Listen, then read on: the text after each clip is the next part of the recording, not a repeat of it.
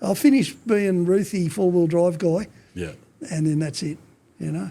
And then you asked me to come and do a podcast. So, you know. No, it's good. Well, I mean, but you're still going. You've built that Mahindra. Yeah, well, that was... So that's come up all right. Look, people don't get this, right? I've got some really strong ideas, I guess. One of them is Australia should be a free place to travel, okay? Yes, agreed. This place is so big and we have so many stupid rules, Yeah. you know, no dogs, you know, stuff like that. In England, they let you take a dog into the pub, you know, everywhere, on a bus, up the street, whatever. Yeah. And they got like nothing, you know. That's a country about the size of Brendale or something, I don't know. and they got millions of people. And here we are in Australia and we've got all these rules. Oh, you can't camp here. Or you can't stop overnight. I lost the biggest deal of my life because I got up on a stage and said, righto, you know, we need to fight for free camping. Right. And it turned out that one of the strongest lobby groups in the country was the Caravan Industry Association, and they were lobbying for it was illegal to camp anywhere outside a caravan park within a 200k zone of a caravan park for anyone. So you could be fined for pulling up on the side of the road 198 k's out of Tennant Creek and camping, in theory, okay? Yeah.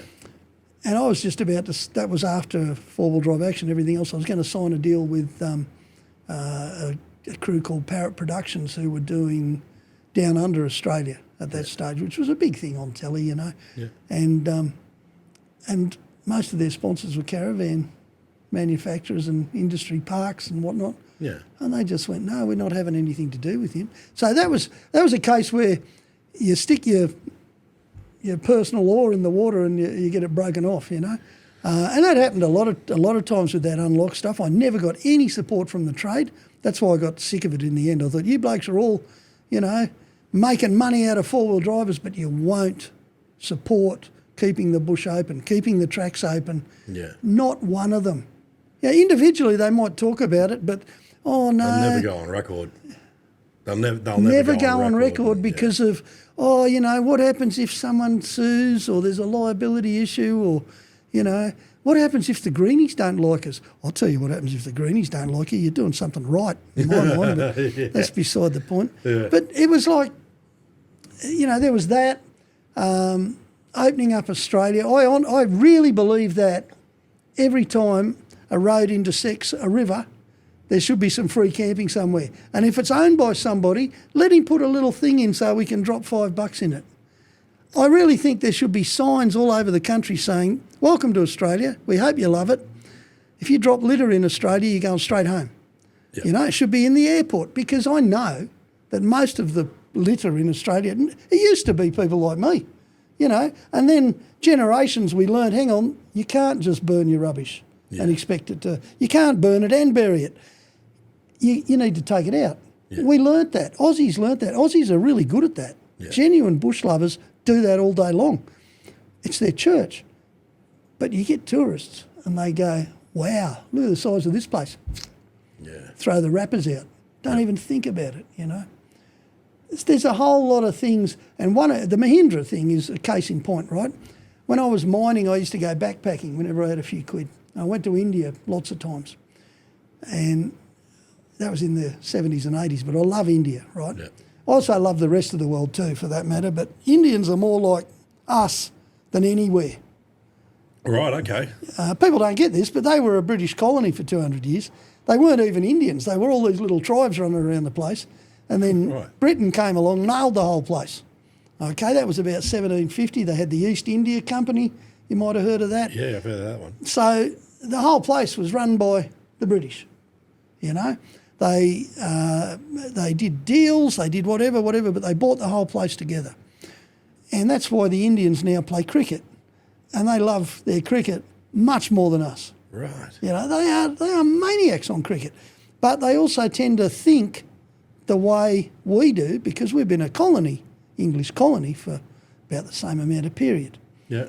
Same amount of time. So it's a bit weird, but I see India personally. I know that 1.3 billion people, they just overtook China in the people race. Did they really? Yeah, they did. Wow. They've beaten China, and China's got an ageing population that's getting richer, and India's still trying really hard. And one of the reasons we didn't get Mahindras here, they've been making Mahindras since 1950. One of the reasons we didn't get them here was because they could never make enough to satisfy the home market. But I don't know if you know this, and like, this is great, isn't it? I get a chance to tell people my own thoughts. Absolutely.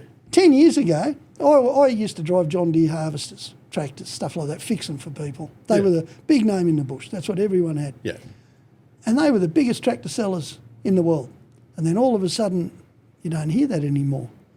What we didn't hear was that Mahindra was the world's largest tractor seller. They overtook them. And if you go out on the farms now, you'll see red Mahindras all over the place. Yeah. They overtook them. But they never boasted about it because Indians are really slack at boasting. They don't know how to do it properly. You know, they ring a bunch of bells and pray to their gods and stuff like that. But they are really humble people as a rule. Yeah, right. Very clever engineers. If your phone goes wrong, you're probably going to talk to an Indian. Well, yeah, there's that. You know what I mean? Yeah. And I reckon they make fantastic immigrants because they come from a similar background. So when I decided I'm not doing any more four-wheel driving except taking the wife bush, and we do some pretty cruel four-wheel driving, just the two of us, because I like to see her running with a winch rope. I think that's good for her, you know. I hope she doesn't hear this. So that's going to go down like a lead balloon. She's all right. She knows me. She must. She's stuck with me. So I looked around, and if you look underneath a Mahindra pickup, it runs the chassis very much the same as the 75 series. Leaf springs, same dimensions, same rivet construction, independent front. Everything's got that, you know. Yeah. And so I thought, okay, I looked at it and I knew the story on them, you know. I've seen heaps of them in India. They love them. That's, you know, that and Tata's all they use. And they have some pretty rough roads over there.